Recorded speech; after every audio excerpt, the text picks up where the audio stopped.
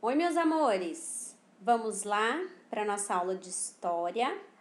Bom, a Pro separou aqui para vocês o nosso novo conteúdo, que é o conteúdo, né? História das brincadeiras. Olha que legal! Já gostaram, né? E é o capítulo 2 de história. Olha só que legal! Na abertura do capítulo, ele já traz pra gente aqui alguns brinquedos, algumas brincadeiras. Será que vocês conseguem reconhecer aí quais são as brincadeiras? Ah, tem várias, né, ó. Tem bolinha de... Esse aqui não sei se é bolinha de gude, que tá muito grande pra ser uma bolinha de gude, mas provavelmente é. Amarelinha, tem um patinete, ó, o brinquedo de lata, né? Perna de lata, né? Corda, roda, peão. Olha só, tem várias brincadeiras. Vocês já brincaram ou conhecem alguma dessas brincadeiras? Contem lá pra Pro, tá bom? O quadro de Van Cruz traz uma série de brincadeiras de rua, como amarelinha, pipa, bambolê, bolinhas de gude e assim continua. Essas brincadeiras eram muito comuns antigamente e faziam a alegria das crianças. Eu posso dizer que na minha infância eu peguei um pouquinho essas brincadeiras de rua. Eu brincava com as minhas amiguinhas, mas eu nunca fui de ficar brincando muito na rua. Mas eu já brinquei sim, peguei. Hoje em dia os tempos mudaram, nós não podemos liberar mais as crianças assim para brincar na rua, porque é perigoso, né? Questão dos carros, as pessoas, né? Então, hoje em dia é um pouquinho mais difícil liberar as crianças para brincar nas ruas. A não ser as crianças que moram em condomínios, né? Que daí é mais fácil para brincar, fica mais solto. Hoje, você pode brincar na rua da sua casa? Sim ou não?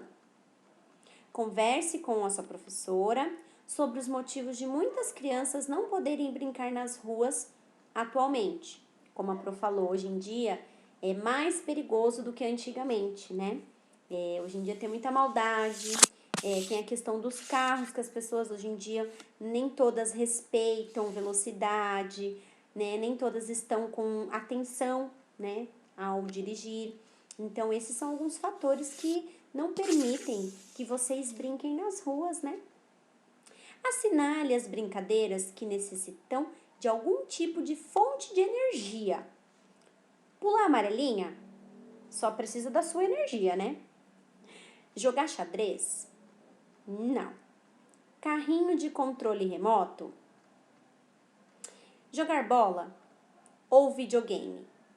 Pensa bem, o que precisa de energia aqui? Então, assinalem as brincadeiras. A diversidade do Brasil e suas brincadeiras regionais. O Brasil, como vimos, é um país grande e diverso. Isso se reflete até mesmo nas brincadeiras. Você sabia? Descubra nos textos a seguir algumas brincadeiras típicas de nosso país. Apesar de serem brincadeiras regionais, nada impede que brinquemos juntos também. Então, aqui, né, nesta página e na próxima, ele vai trazer algumas brincadeiras de determinadas regiões. Então, aqui tem uma brincadeira da região norte, né, em que a brincadeira do Curupira, as crianças fazem um círculo, uma que fica dentro seria o Curupira, né? Então, as outras perguntam, o que você perdeu? Aí o Curupira responde, eu perdi um relógio, perdi um tênis, perdi um lacinho. Então, ele vai falando. Aí, as crianças vão perguntando.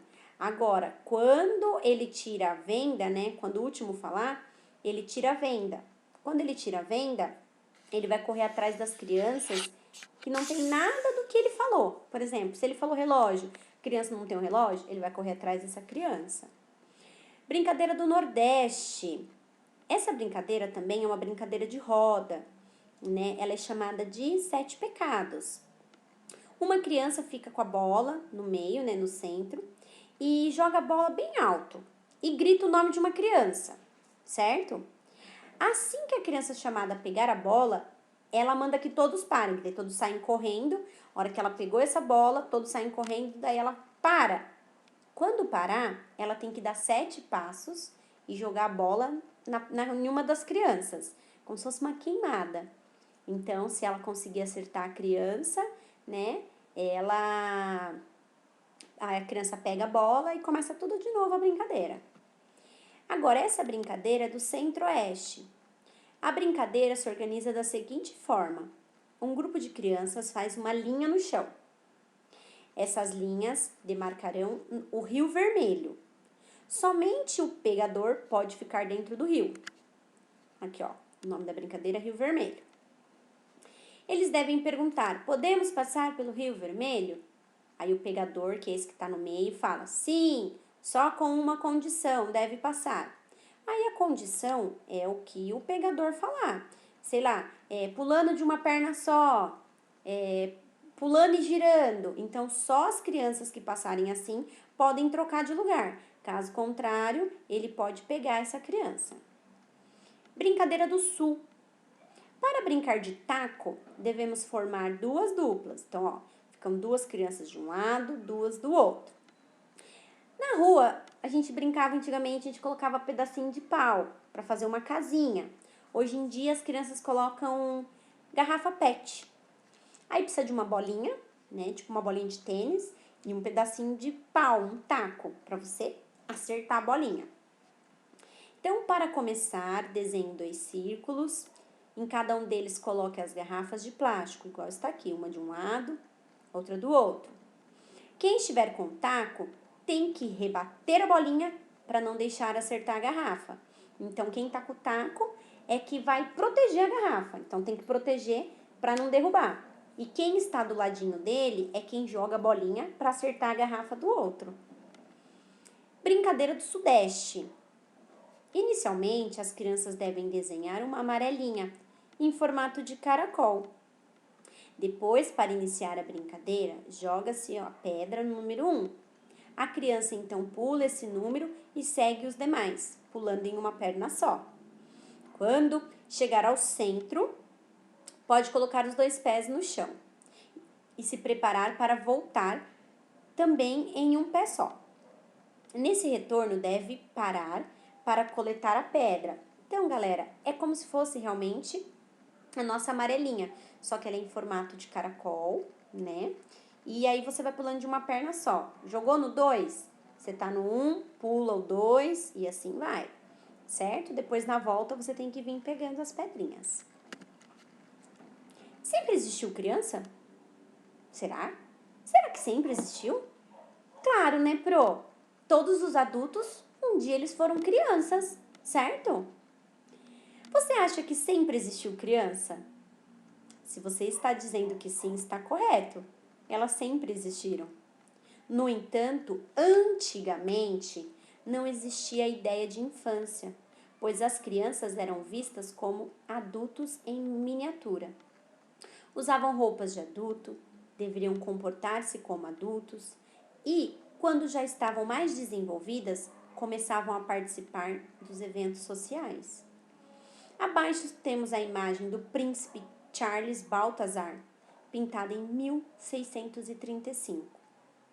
E é de 2 crianças da nossa época.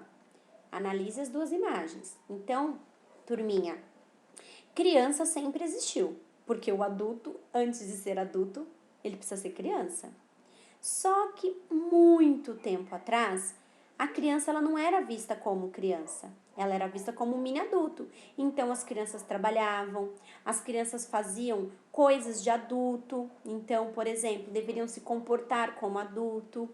Então, eles não brincavam, eles não tinham infância igual vocês têm hoje em dia. É muito triste isso, mas infelizmente é a verdade. Então, comparando as 2 imagens, você vai escrever para o que tem de igual nas 2 imagens e o que tem de diferente. Olha bem e escreve pelo menos uma semelhança e uma diferença, certo?